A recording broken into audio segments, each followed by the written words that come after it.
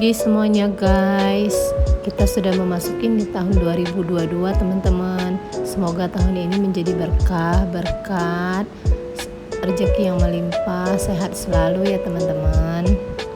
Hari ini aku masak daging kecap ayam cincang ya guys. Nah, ini isian untuk roti manis yang bakal aku buat nanti.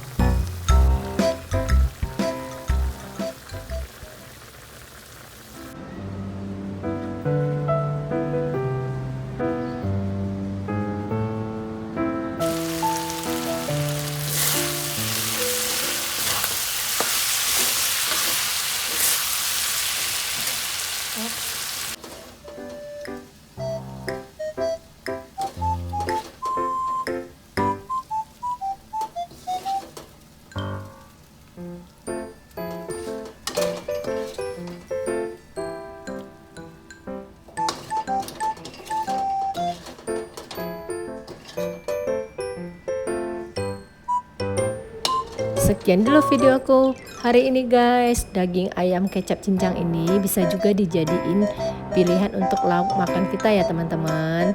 Dan see you my next vlog video guys, and bye bye.